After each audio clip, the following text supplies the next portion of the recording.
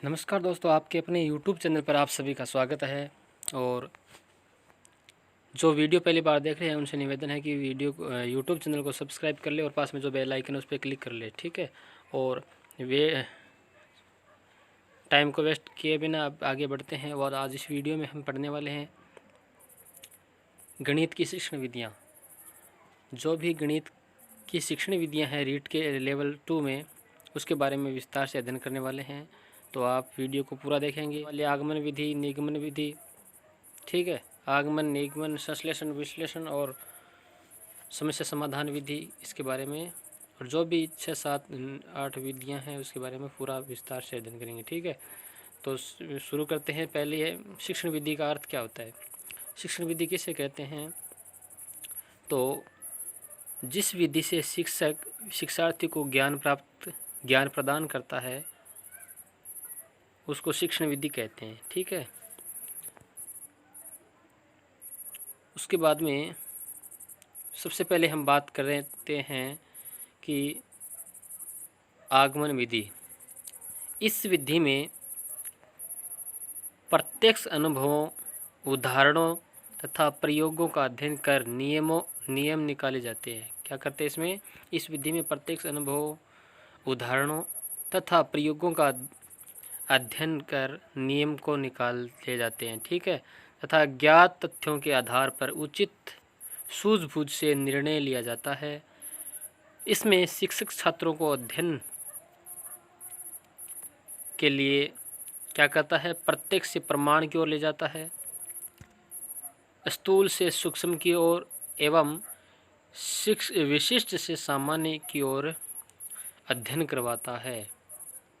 तो ये बात समझ में आ गई होगी आपके कि आगमन विधि में प्रत्यक्ष से प्रमाण की ओर, स्थूल से सूक्ष्म की ओर, विशिष्ट से सामान्य की ओर अध्ययन करवाते हैं, ठीक है। उसके बाद में इसके चरण की बात करते हैं। चरण की बात करते हैं तो इसमें पहला चरण है, सर्वप्रथम हम इस एक उदाहरण प्रस्तुत करते हैं। उसके बाद में उस उदाहरण का निरीक्षण किया जाता है और उदाहरण के आधार पर एक नियम बनाया जाता है जिसे सामान्यकरण कहा जाता है। तो परीक्षा में भी आ सकता है कि सामान्यकरण से क्या तात्पर्य है। तो उदाहरण के आधार पर एक नियम बनाया जाता है, उसे सामान्यकरण कहा जाता है। सामान्य नियम का परीक्षण करके उसका सत्यापन किया जाता है, ठीक है। तो ये हो गए इस आगमन विधि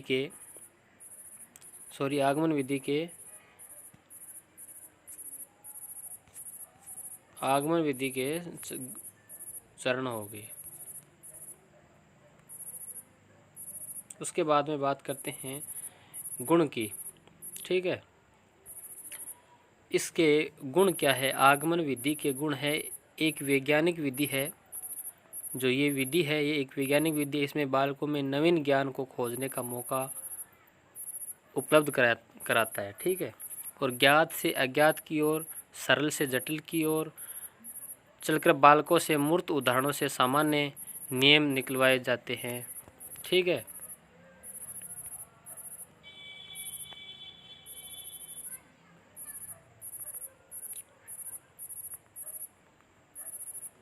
उसके बाद में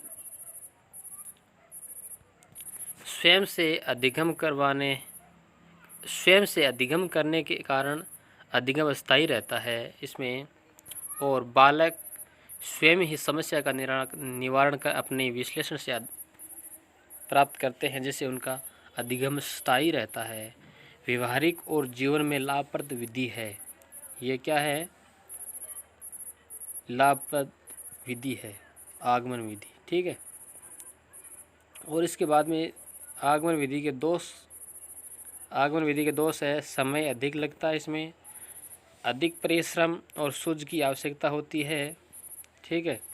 एक तरह से अपूर्ण विधि है ये, एक तरह से अपूर्ण विधि है क्योंकि खोजे गए नियमों या तथ्यों की जांच के लिए निगमन विधि की ज़रूरत होती है, ठीक है।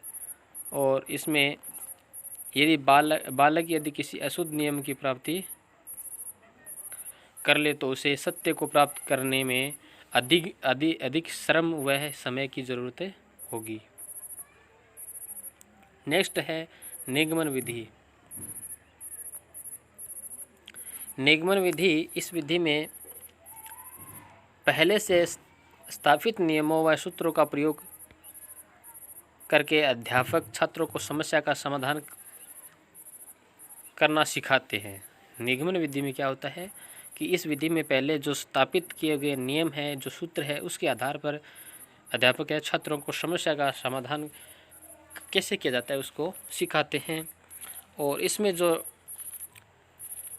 नियम से उदाहरण की ओर अध्ययन किया जाता है, सामान्य से विशिष्ट की ओर, सूक्ष्म से स्थूल की ओर, जबकि इसके आगमन में इसके विपरीत होता है। आगमन में उदाहरण से नियम की ओर चलते हैं, विशिष्ट से सामान्य की ओर चलते हैं और स्थूल से सूक्ष्म की ओर चलते हैं। जबकि निगमन विधि में देखिए, नियम से उदाहरण की ओर चलेंगे, सामान्य से विशिष्ट की ओर और सूक्ष्म से स्थूल की ओर और प्रमाण से प्रत्यक्ष की ओर ये विधि चलती है। ठीक है, ये है इस विधि के। अब इस विधि के गुण के बारे में पढ़ते हैं।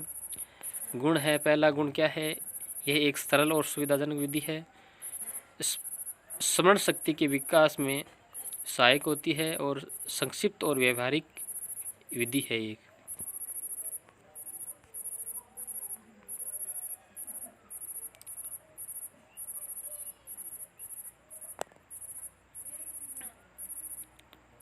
और बालक तेजी से सीखता है। इस निगमन विधि में बालक तेजी से सीखता है। अब इस निगमन विधि के दोष क्या है, ये देख ले। रटने की जो शक्ति है उस पर बल देती है।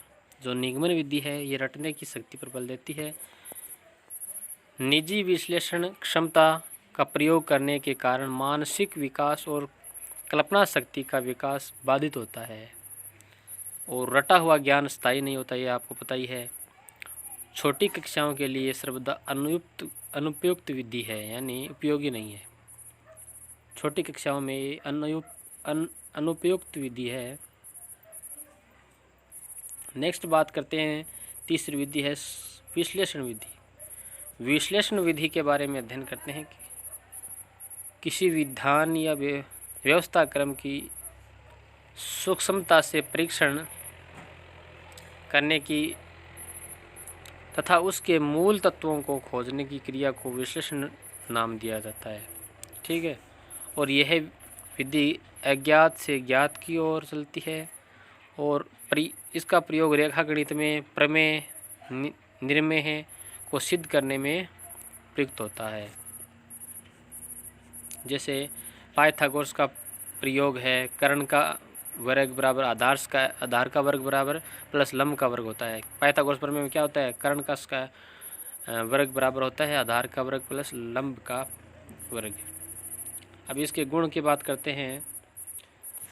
यह एक मनोवैज्ञानिक विधि है जो बालकों में जिज्ञासा उत्पन्न करने में, अध्ययन के प्रति रुचि उत्पन्न करती है और स्वयं समस्या का समाधान करने, हल खोजने पर बल देती है।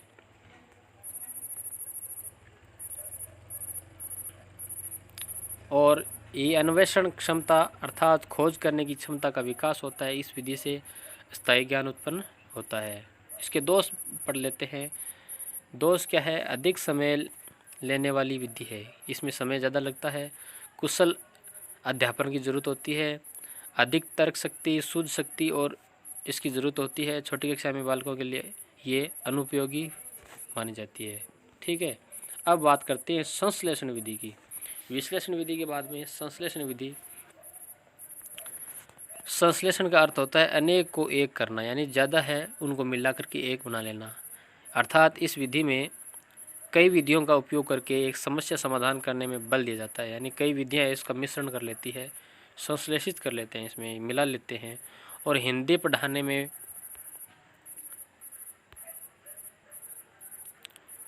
पहले वर्णमाला सिखाकर तथा तब शब्दों का ज्ञान कराया जाता है, उसके बाद में तत्पश्चात शब्दों से वाक्य बनवाए जाते हैं। ठीक है, इसके बाद में संश्लेषण विधि के गुण क्या है। इसमें ज्ञात से अज्ञात की ओर चली जाती है। ये विधि ज्ञात नियमों का प्रयोग करके अज्ञात परिणाम की जो परिणाम है उसकी प्राप्ति की जाती है। ये जैसे एग्जांपल लेते हैं कि एक वृत्त की त्रिज्या 9 सेंटीमीटर तथा उसका वृत्त का क्षेत्रफल क्या होगा। ठीक है,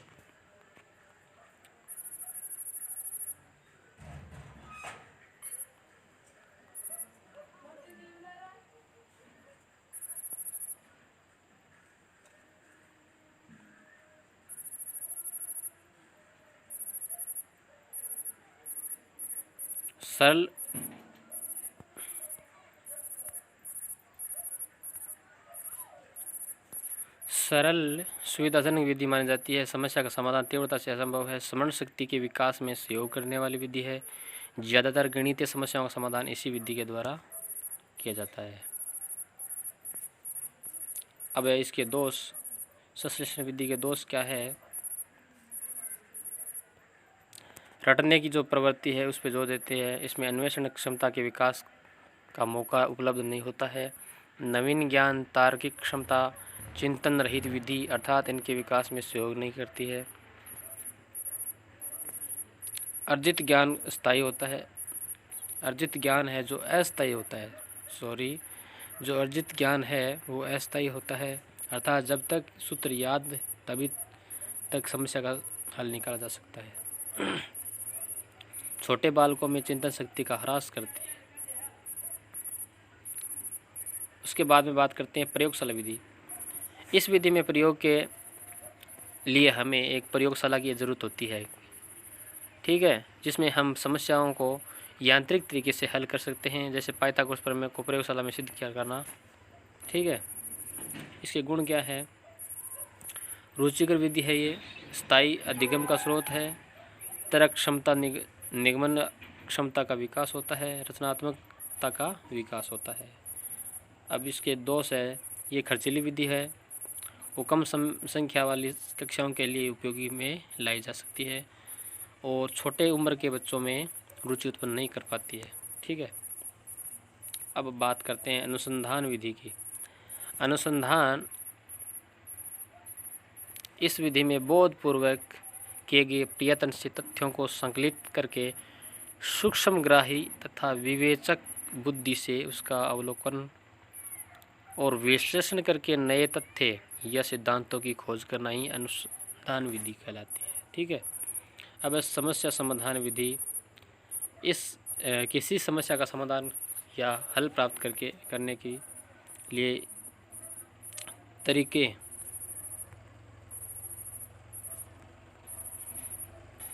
किसी समस्या का समाधान या हल प्राप्त करने के लिए क्रमबद्ध तरीके से किसी सामान्य विधि या तथार्थ विधि का प्रयोग करना पड़ता है।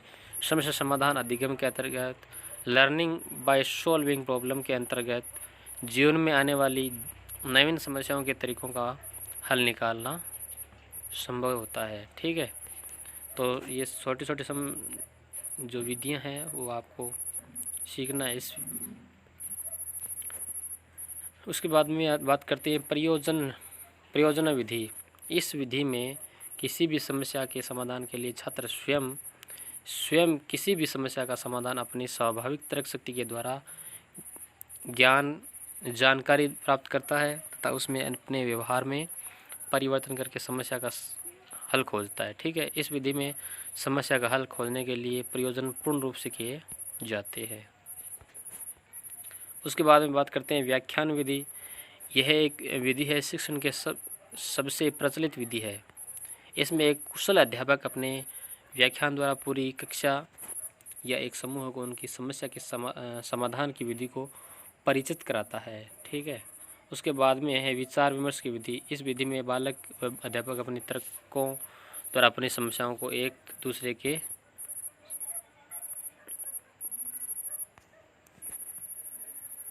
अनुभव व ज्ञान के आधार पर क्या करते हैं, सुलझाने का प्रयास करते हैं। यह है विचार विमर्श विधि। इस प्रकार ये जो गणितीय शिक्षण विधियां थी ये आपके समझ में आई होगी। वीडियो को देखने के लिए आप सभी का बहुत बहुत धन्यवाद। जय हिंद, जय भारत। फिर मिलते हैं इसी प्रकार के नए वीडियो के साथ। तब तक के लिए